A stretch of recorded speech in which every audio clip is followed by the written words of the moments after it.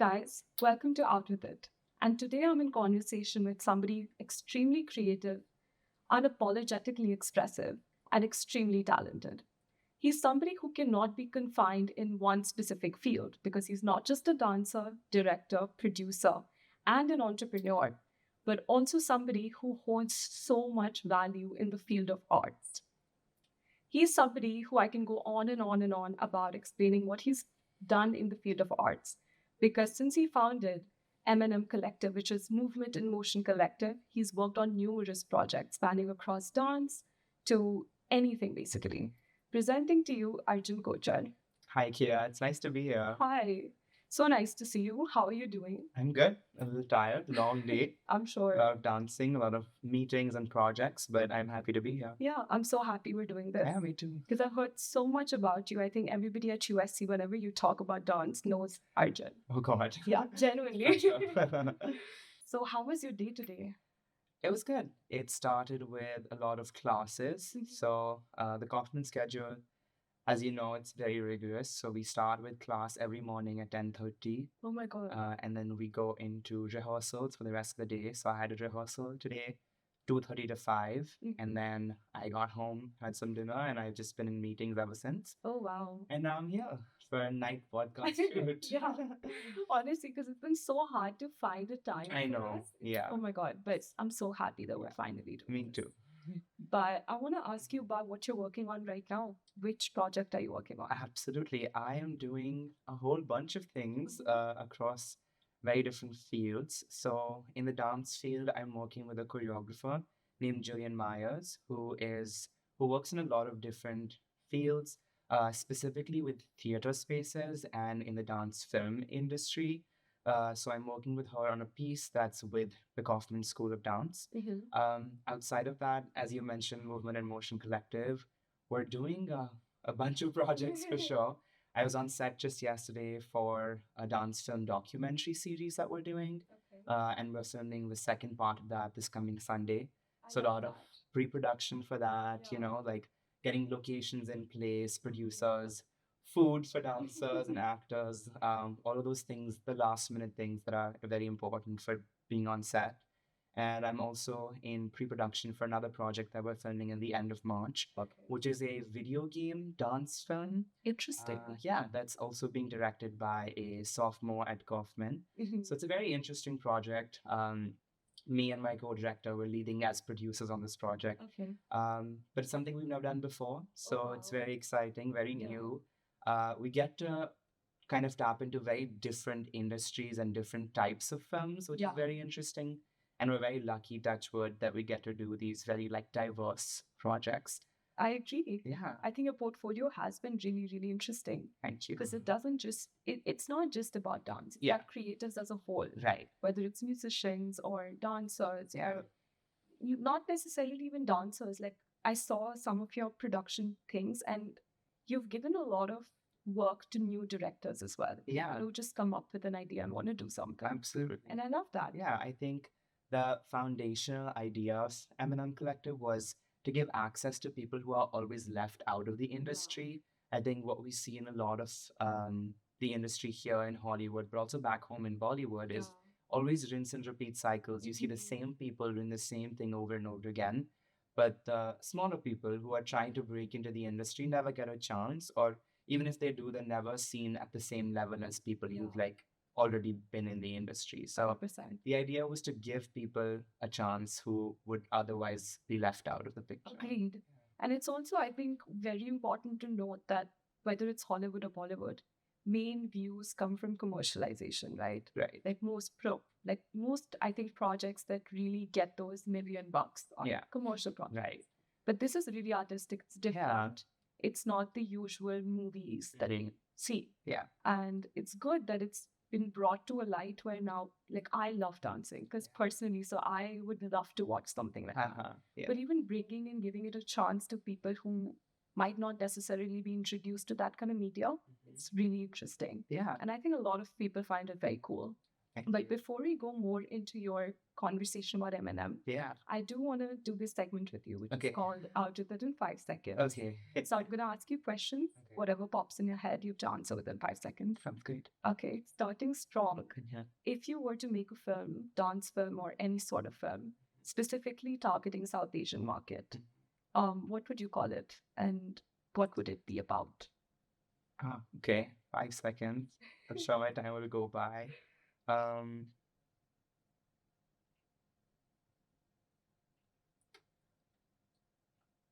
I wrote a short story a year ago, which is about my grandma and her life in the last few years of it, and how my mom, my sister, and I would always visit her after we were at school. We'd go directly to my nanny's house. Yeah.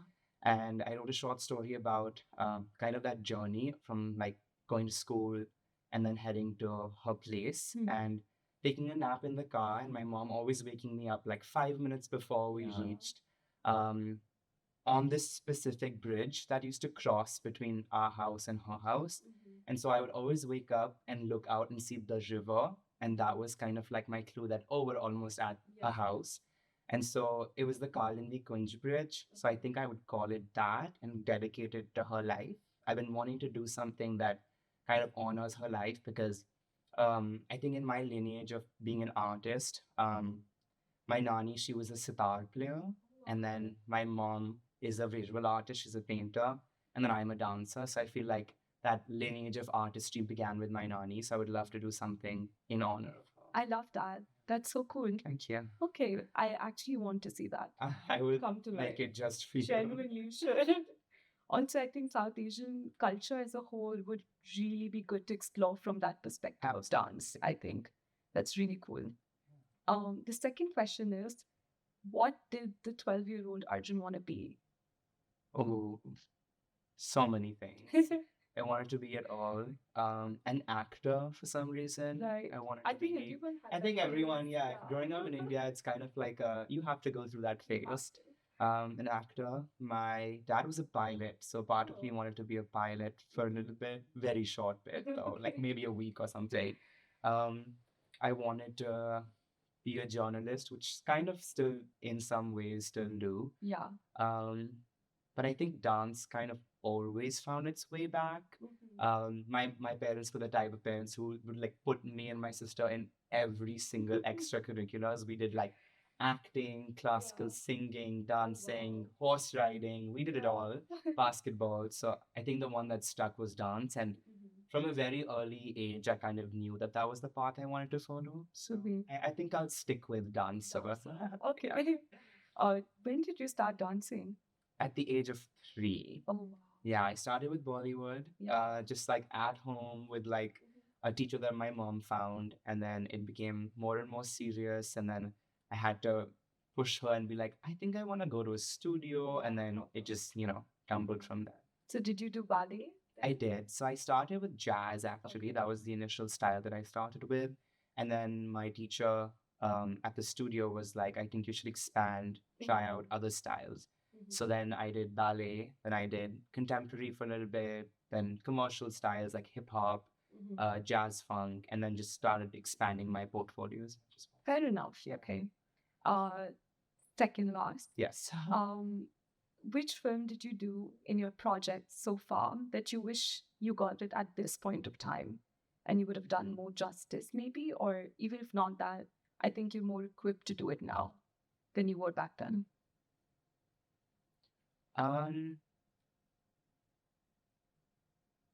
Tough question. I think my very first project that I did as a director of M&M was called Closer, and it was a beautiful film. Absolutely, I think it's still one of our like strongest films. Yeah.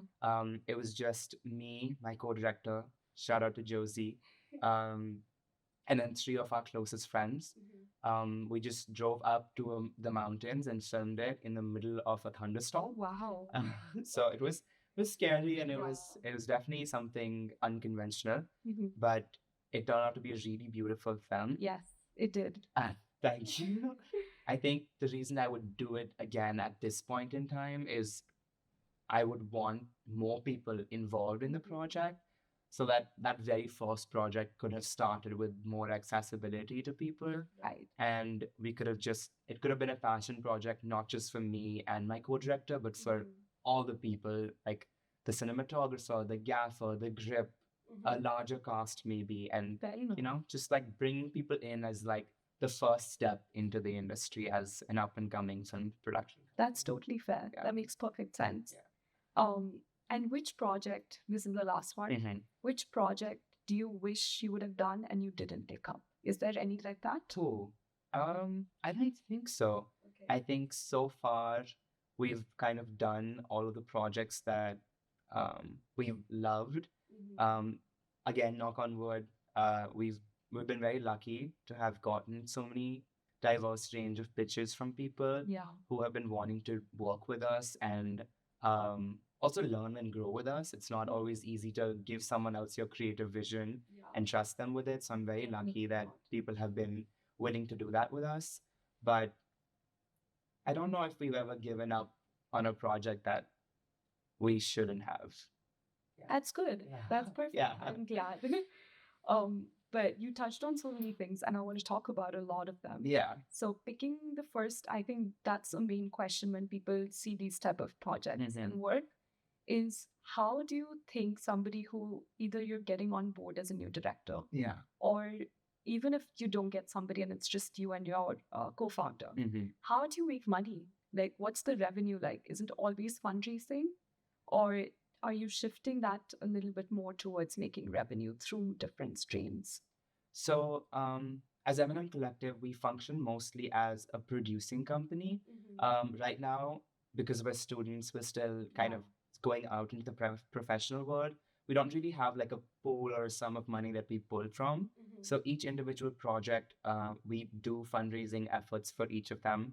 That can either be through events that we host, that can be through crowdsourcing and crowdfunding, or sometimes that is through like reaching out to potential donors as well. So each project gets their own like team that's assembled of directors, producers, whatever you want to call them, their crew. And that crew works to actually raise money through crowdsourcing or crowdfunding or any of the other revenue sources that I mentioned that get put into the film directly. Um, the good and the bad part is that as M&M Collective, we don't keep any of that money. All the money that we receive or make from the project goes directly to the director or the person who pitched it to us, whether that's a writer, a musician. And so we ensure that there's complete transparency in the kind of money that we make and the avenues that it's going into. So right now, we're not making any direct income off of it, but we do hope that once we have a slate of films that we can use to step into the professional world, we can start earning like a substantial income from it. Fair enough. Yeah. That's lovely. Yeah. And when you get like new people into your crew, how does the equipment and all of this stuff work? Because I was actually talking to somebody, he's a sophomore, and he loves films and he wants to be a director and has ideas, right? Right. And his main thing was it's so hard to rent equipment. It's so hard to put together a team. It's also really hard to edit. And if you get any of those things outsourced, then it's a lot of money. Yes. And where that is concerned, how would you explain that to somebody who's just starting off? The logistics of it, basically. Like, how do you rent it or how do you start off something like that? If the sophomore's watching this podcast, pitch it to M&M Collectives. Yeah, that I would say shout out, please, guys. No, but I will say, I think the first thing is don't give up. It's definitely not easy, especially when you're trying to start something new. So yeah, stick with it if you have an idea or something that you've been working on for a while and it's just not working out. I think rely on your support system as much as possible. Pull from the resources that I guess USC offers as much as possible as well. We don't realize it, but there are often a lot of different ways that this campus allows us to do filmmaking. And then I would say like collect a team. First of all, I would say get some producers on board who have a little more experience maybe. But then also, yes, I totally agree with you. It's not cheap to be doing film production, especially in a place like LA when there is so much production happening. reach out to friends and family who want to support your artistic endeavors. I think as an artist, that's like you will do it all your life is relying on those people as much as possible. But raise some money. Maybe start smaller. You do maybe a trailer for the film. Doesn't have to be the full thing, and then you kind of pitch it to a producer or a producing body like M&M Collective, and they can help you make it happen. But I would just say, like, don't feel defeated if it doesn't happen the first couple of rounds. It's your idea, and I'm sure it's great. And just, yeah, make sure you go all the way through with it. Makes sense. There's, I think, any type of creative things happening in LA, whether it's you have to rent a location or Yeah. anything, it's just a lot of money. Yeah. And every time somebody asks me how even podcasting in LA looks like, Yeah. I have the opportunity to obviously rely on USC for a lot of it. Yeah. And also, there's so many people on campus who would be willing to be part of your team without having to pay them. Right. I think that's the biggest thing. You have those resources here. Yeah. And I always tell people start now because Right. it's easier than starting when you're 30. Oh, absolutely. For sure. And I feel like at USC, especially Yeah. because it's such an artistic school, Mhm. you can stand in the village and you can scream and say, "I'm working on a film," and I'm sure like 5 people will turn around and tell you sure. that, "Hey, how can I help?" Yeah. Because everyone's trying to look for opportunities. It's not easy to find them, but when people do, they really give it their blood, sweat, and tears to make it happen, which is something that I really appreciate about the community that we have here. Another thing I'll say is ask for favors. I think, or just ask questions. If you have a location that's very expensive, maybe reach out to the founder and ask them how you can get a discount. Mention that you're a student and you'd be happy to promote that location on your social media. And you know what? The worst thing they can do is say no. Uh, and maybe, just maybe, they'll say yes. So why not take that chance? Yeah. We've had so many opportunities where we wanted to film at a warehouse and it was $300 above our budget. And we reached out to them and we said, "We're student filmmakers, but we're more than happy to promote you to other filmmakers on our social media." We go to USC, and that's always a great pull for film. Yeah. And they gave us that $300 discount. Similarly, with Yeah. sponsors, we had a project that was very large scale, and we needed to obviously feed our actors and make sure they were like fueled for set. And we reached out to a bunch of companies, and they were very willing to sponsor us for absolutely free. We did social media posts for them just because, and Yeah. because we were very grateful and thankful. But they didn't ask for much. They just wanted their product been seen on these sets, and they loved it. So yeah, ask people for things, and if they say no, then on to the next. Rejection is redirection. I agree. Yeah. That's totally fair, especially in this type of a field.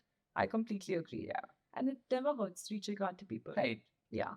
But talking more about your work and how it is directing versus producing, what would you think, like your opinion currently on it? Do you enjoy directing more or do you enjoy producing? Producing is hard work. It's getting a lot of gears working together. It definitely is. Again, I don't know, third shout out to my co-founder, Josie. She is a master at producing. She can get documents in place, color coded, alphabetical in the blink of an eye, and I really appreciate that from her. So she definitely makes the producing work easier. I think as someone who grew up being very artistic and creative, it's very hard for me to pivot into that more logistical brain of mine. I don't know, the left side, right brain, what people say. But I think as a director, I have a lot of opinions because I'm trying to be as creative and think out of the box as possible. And so that's something I definitely enjoy a little bit more because it activates the side of my brain that I'm used to activating. But at the same time, producing kind of pushes me to be better at something that I have not gotten a chance to be good at before USC. And so I think I like both.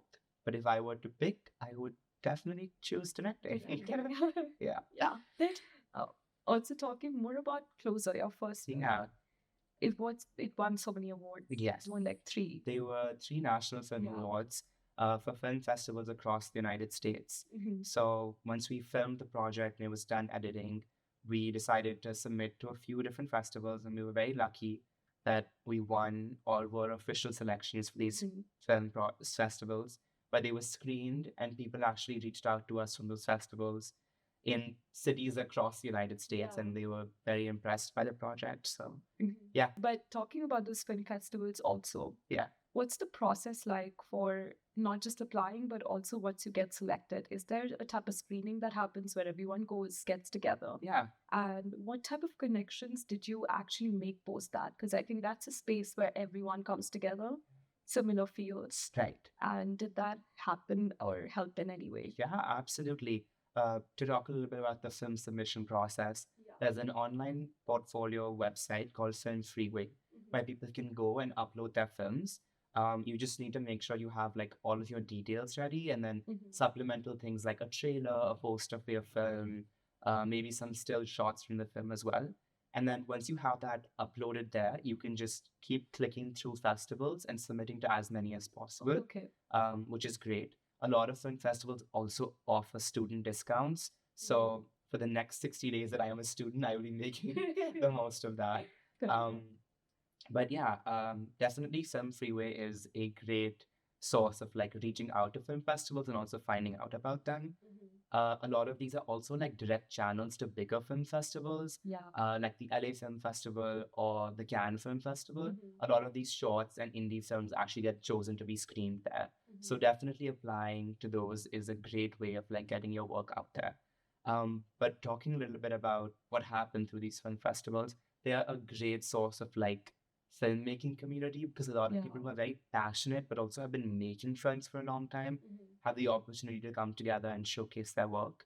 Um, we were invited to an indie film festival that happened here in LA, where we got to meet a lot of incredible people. Um, and we were just very lucky that we had that chance. A lot of them reached out to us afterwards, and we actually even got to work as part of a marketing crew for the Dare to Dance Film Festival that happens here in LA. Yeah. And it's a great opportunity for people like us who would not otherwise have access to these things. For sure. So just like going out there, pitching yourself, having that like 1 minute elevator pitch of what is M&M Collective, and getting to hear other people's stories because that's very inspirational as well. For sure. And just maybe going up to a budding director and saying, hey, you need two producers. We're right here and we're happy to make that happen. That's been very helpful as well for us to get our name out there. And we'll just keep going through these cycles as much as possible to For sure. give other people the platform to make what they want to make. Yeah, I think it's perfect also for Eminem Collective and also for you because I think you get to see different creative sides of it also. Yeah, for sure. We've seen so many like incredible films that I conceptually would have never thought of. Yeah.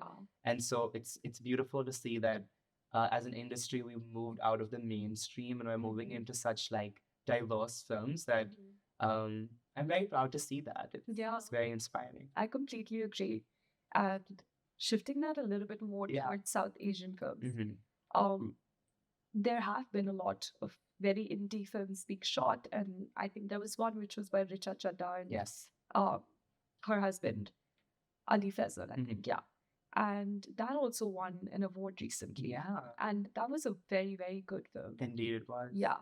And where these type of things are concerned, do you believe that there's still a long way to go for Bollywood to shift that into that viewership rather than it being here? Because I think LA or Bollywood as a whole is still that type of a place where there's a market for everything.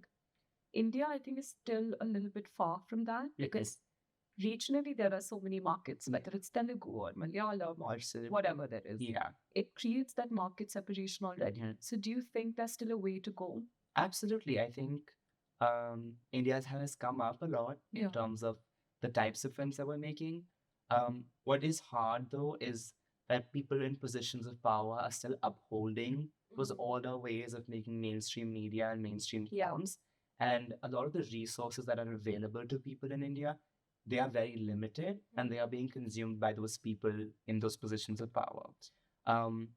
Again, I think I want to acknowledge the people who get to make these different types of films, putting in air quotes, different types of films, newer types of films, are of course in places of privilege because they have access to resources outside of India where they're getting to make these films. True. But I think it's the first step. Definitely, there's a lot of more miles to go, but I do see that for India, and there's so much potential in making films that are either short films or indie films or just concept films as well. And I feel like now that we're seeing that change kind of come back into the world as a whole, it won't be long before India starts catching up for sure. That's true. I completely agree. Yeah, but there is definitely that power and commercialization that has to go because people keep talking about, oh my God, we're getting to see this actor we don't want to see. Right. And not calling them out, Yeah, but no. at the end of the day, you're still watching their films. You You're are. still giving them that money and Right. power and visibility Yeah. at the end of the day. So And it's defeating. yeah, and I think even outside of India, like looking externally, there's so many other countries where these Indian films kind of have like almost cult followings because They do. people really love them and they're still holding on to those like older ideas of what Bollywood looks like. But we've seen so much change in the industry ever since like the upcoming of OTT and smaller films and filmmakers who did not have access now finally having access. I think we just need to give them the props and the kudos for doing that because it's hard work in an industry that's being kind of like held down. So I think having these conversations is important, acknowledging that is important, and just like giving them the space to make that change is also For sure. And I think one thing that you said is very true. Like OTT has changed the scene because also so many Indian shows have come out, Yeah, which I think would not work in a movie format. for sure. For example, something like Bandish Bandit. Loved that show. Yeah, But that would, I don't think, work in a movie format. It And- worked because of COVID. yeah, also it being there. definitely worked because Yeah. of COVID, and also it was able to find its niche audience Exactly. because content is so readily available to Yeah. us now at the touch of like a finger. You can literally like sort through so many different types of films and TV. And I think Bandish Bandits really found its like clientele because it was available to so many different types of people. For sure. If it was in the movies, it would, or in the theaters, it would have been seen by the critics or the people who get the first word out and 100%. maybe given an opportunity or maybe completely shunned away. For sure. And those ratings really sway Indian audiences a lot. It does. And so, Even actor names play a big role. for sure. Especially with people who go to the cinema even now and Yeah. watch films. It's not for upcoming artists, which you have no idea about. Right, It's exactly. not glamour in that. I Yeah. feel glamour is what drives a lot of Indian Bollywood movies. It's all the sparkle, Yeah. but all that glitters, it's not gold. It's not. Yeah. For sure. But I'm just obsessed with that show. Yeah. I think for now. Totally. Yeah. But shifting that more towards what you want to do in the future. Now that you're graduating soon. Yeah. I think you have one more semester. I do, yes. Yeah. I am pursuing my master's here at USC. So I'll be finishing that out as well. And then, yeah, stepping out into the quote unquote real world, as they always say. I know. But you've been dancing for so long. Yeah. Do you want to pursue more towards the dancing field? Or do you want to take up Eminem and actually go towards the production or direction route? I think that's something I'm trying to figure out personally as well. I definitely don't want to let go of either. Of course. And I'm trying to cast my net as wide as possible and do as many things as possible. Eminem Collective is kind of like my baby, and I don't want to let it go. So I definitely think that we will continue working towards it and building it up as much as possible. Our initial goal is to make it bi-coastal, kind of functioning out of LA and New York both, and then hopefully make it global and international, traveling for projects as much as possible. But kind of in the middle of those interim periods that happen in between, I want to continue dancing. A big dream of mine is also to be on Broadway. Yeah. And so I would love to pursue that in some capacity, whether that's actually getting to perform on Broadway, working with a choreographer, or just on the production team, also production. But yeah, I definitely want to keep all those avenues alive because they're all aspects of me that I really hold very close. So I don't want to let any of them go. I think that makes perfect sense. And I think in this day and age, no one has to stick to one thing. Correct. Yeah. And Eminem Collective especially, I think intertwines all your interests into one little baby. It does. And it's perfect. Yeah.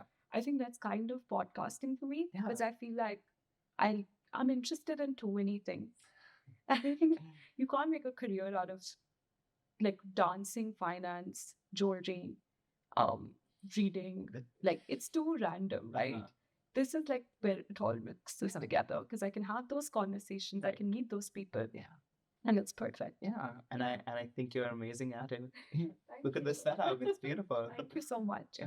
We try. We're all trying. Yes, we're all with trying. that point. Absolutely. Yeah, for sure.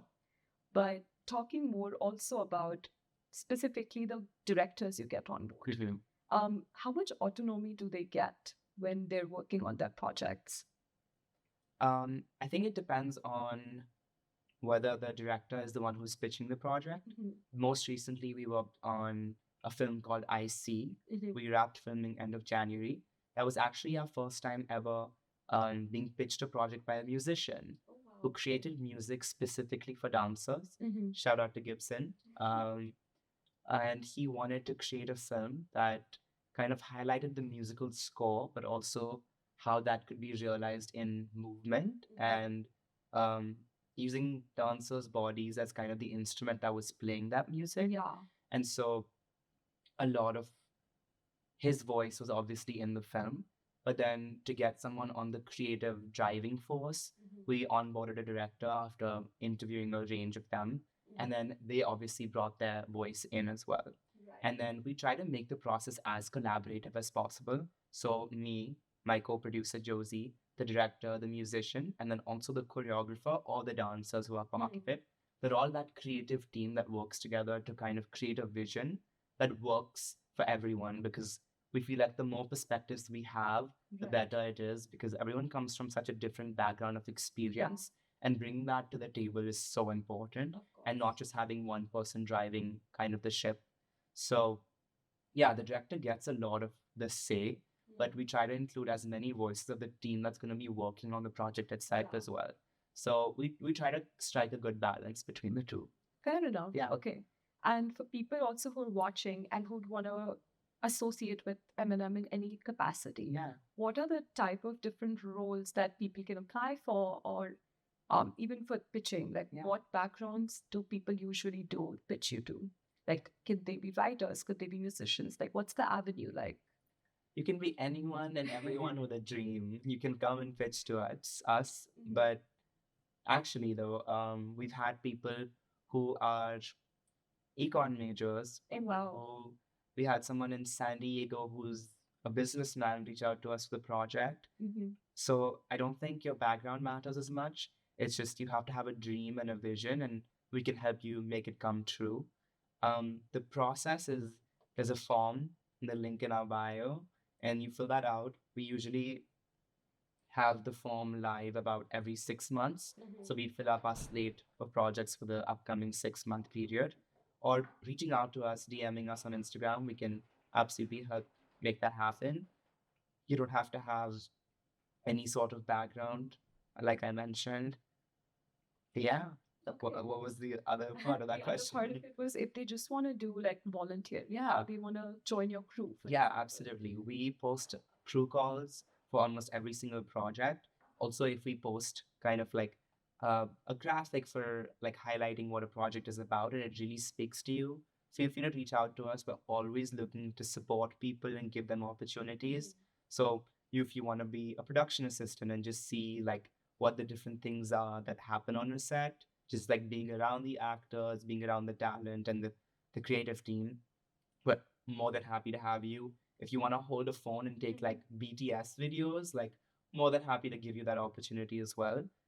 There's no limit to what extent you need to be part of the crew. If you want to do coffee runs for us, so we'd be more than happy to have you for that as well.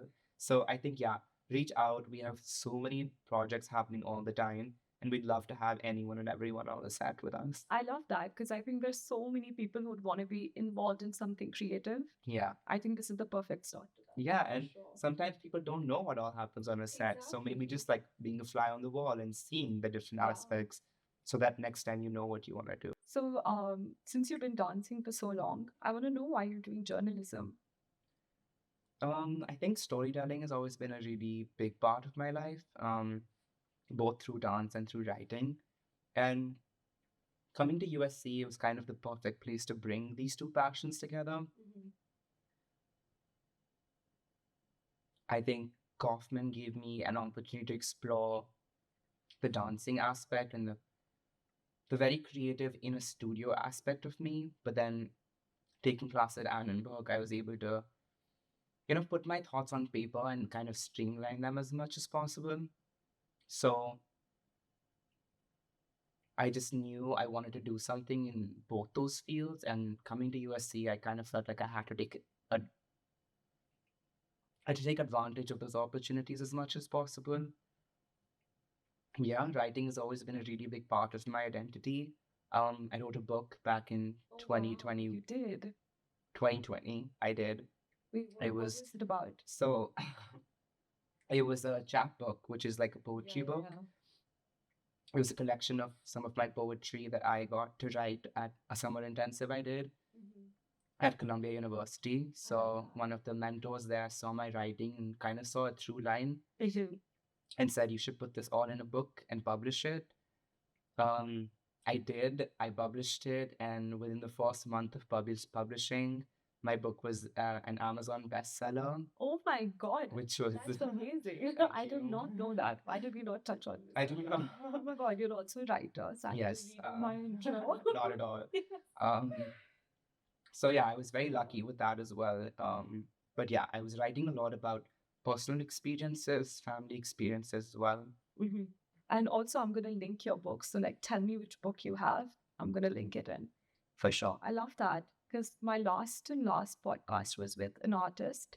She also wrote a chapbook and then released a confessional love poetry book.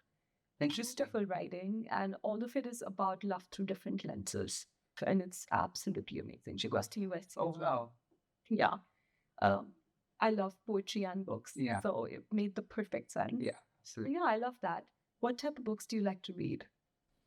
I love to read kind of like a lot of things within the fiction world. I've been trying to get into more like historical fiction. I read. Why am I forgetting her name? Is it the Palace of Enchantment? Yes. Yeah. Palace of Enchantment. No, Forest of Enchantment. Forest of Enchantment. Yes. It's in Palace of Illusions. Exactly. Yes. I just recently read Forest of Enchantment and I absolutely loved it. It's amazing. It's a beautiful book. So I've been trying to read a lot that connects me to my culture and spirituality specifically. So, you know what? I'll tell you a hack. Have you read Palace of Illusions? Yeah. So I read Palace of Illusions and Karn's Wife together. Okay. Separate books. Yes. But obviously one is from Draupadi's perspective and the other one is from Karn's wife's perspective. Yeah. First of all, they never mentioned Karn's wife to begin with in any of the books. So every chapter perfectly aligns with the story, which is very interesting. But you can see the whole story from Draupadi's perspective happening in the same location. Yeah. Where Karn's wife's also physically there. Wow. Two different perspectives. Absolutely. Absolutely. Beautiful. You should try it. I would definitely take you up on that. Really good. Yeah, I've been trying to read as much as possible that connects me to feelings of home. Growing up, things like celebrating festivals and why we do that, but from more of a fictitious lens. I'm not a believer in history being static, and I think fiction really does help fill in those gaps that history provides. For sure. There's always like one perspective that's dominant in traditional history. So yeah, that fictional narrative that kind of disrupts the notions that we have and we've grown up with. I love to read those kinds of books as well. Fair enough. I completely agree.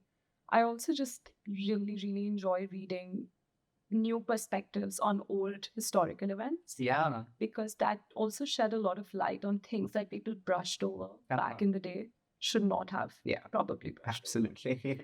So that's very interesting. Yeah. I'm also a diehard fan of only fiction. Yes. I do not like self-help. No, more than that. I cannot. I also just think you learn more through fiction. Definitely learn more. And I think it's so individualized what you learn from it through fiction. It guides you through what specifically you're looking for. And you can take away from it whatever's like subjective to you, which is so important. I agree. But I'm also asking you about books. What is your usual, like not usual, but like what's your usual thing that drives you to come up with an idea? Like what's your inspiration sources like?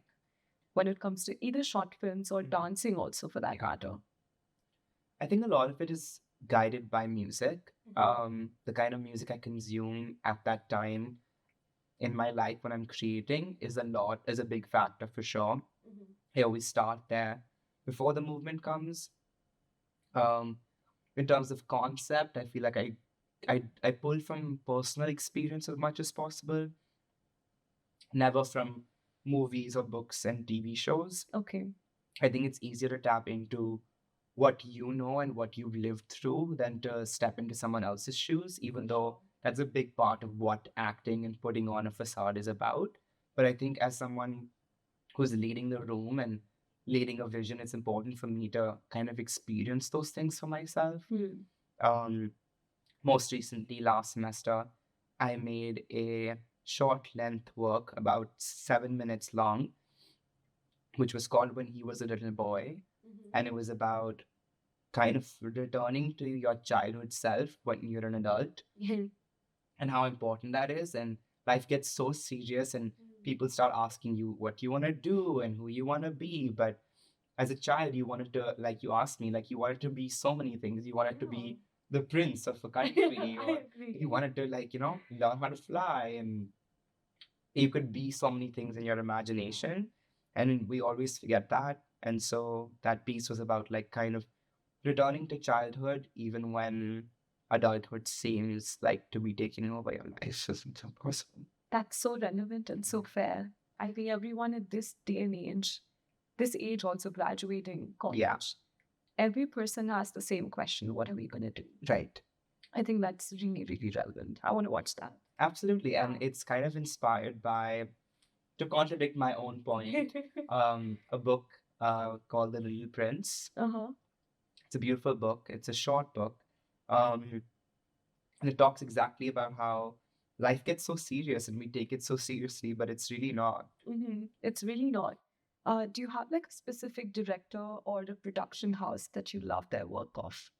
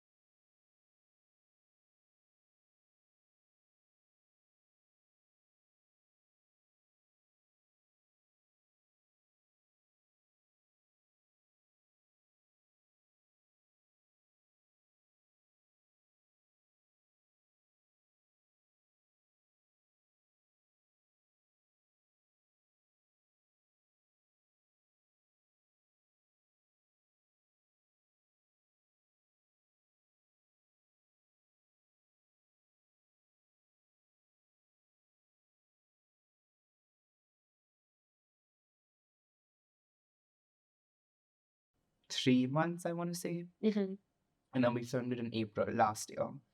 Um, and I got all of them to my apartment, and I said, okay, I want to try and make this like a one shot, inspired by Back on 74, which is a jungle music video. Also, Galla Guria from Dil Dhadakne Do, which is also a one take. It's a one take shot, yes. Which people don't realize. But yeah, I said I wanted it to be one take, but because the song is 3 minutes long and it was an apartment setting, not much space, it was harder to kind of make the entire thing a one take. And so we broke it up into three segments, which were all one takes, but about a minute length each. So like inside, outside. Yeah, inside, outside, and then back inside. Got it. So each of those three were, yes, one takes. But yeah, that took a while, I'm sure. for sure, to get the perfect take in place. Yeah, it's hard work. It's hard work, but it's beautiful. Yeah, and a lot of it goes into the rehearsals. Yeah, of course. Because you have to do camera blocking, you have to have dress Even framing, rehearsals, it's tough. framing and stuff. With a lot of bodies in the space, like if one person messes up, you kind of have to restart. Redo the So yeah. That's true. But how does it work when you're trying to do music like that? For example, do you need like IP license? For film festivals, when you're submitting to them, you do usually need licensing for music videos Yeah. or any sort of music that's already been created. And so for all those projects that are getting submitted to festivals, we usually compose original music, Okay. working with people at Thornton School of Music. But for projects like this that are mostly done as passion projects for social media, Right. we don't usually require the licensing. Okay. It's just important to recognize that it's someone else's music Right. in your caption or wherever Yeah. you're posting your video. But I think YouTube is a bigger issue with that. Definitely, you because the copyright issues. Exactly, because you can't post on YouTube with these type of things. Yeah. Fair enough. Yeah, I think that was my main concern when I saw it. I was like, damn, did you actually get the I licensing wish for this? one day. Yeah, one day for sure. Yeah. You'd be the one producing the Yeah, videos. exactly. Come on. Exactly. Yeah, directing and producing. Yeah. But I actually do have a friend who's working with this up and coming artist. She mixes very interesting, I must say, her work. Okay. She mixes Telugu with Afrobeats. Oh, wait, what's her name? I don't want to call her out. Okay. So I'll tell you after. Yeah. But very interesting. And she's recently gotten really famous on Instagram. About that. Okay. And one of my friends is doing her music video shoot, Oh, wow. which is super cool. Yeah. Very amazing. And her music is amazing. Okay. Obviously. I'm definitely. I think that's a looking very into good it. mix. Telugu Yes, and Afro. absolutely. But yeah. So there's so many people here doing such interesting things. And now that you're actually talking, I think you should definitely go into music video production also. Because there's so many people. There's so many people, and I think coming from a background like India, where music is such a big part of our lives, and the videos that like they are creating for those music, I think it's something I definitely want to do as much as possible. Yeah, fingers crossed if anyone's watching this and has music coming out. Yes. Music video by me, maybe. Honestly, yeah, why not? But that brings us almost to the end of it. But before I let you go, I asked you to bring a catchphrase of your journey, and I'd want you to write it and sign it. Okay, absolutely, yeah. All right. By the way, this has been stolen from a film, so just heads up. Ooh. Cool. Wait. Do that. You can erase it. Okay, out.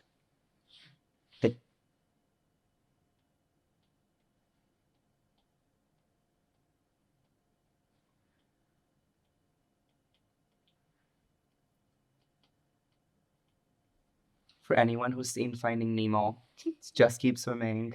I love that. That perfectly sums it up. Yeah. I love it. Okay. Thank you so much for doing this. Thank you for having me. I'm so glad that we finally got to do this. I know, I'm so glad. And I think everyone watching this, especially if they want to get into this type of a genre of work, would honestly gain so much from it. I'm so glad. Any closing remarks or call to action that you want to tell?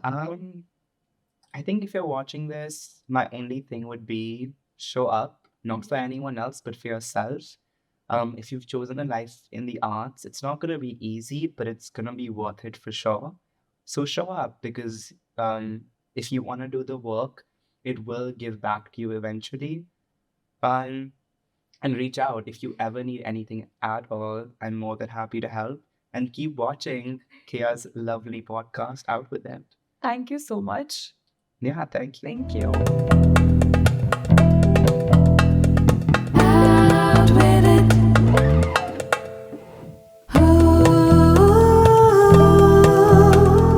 Out with it. By Kea.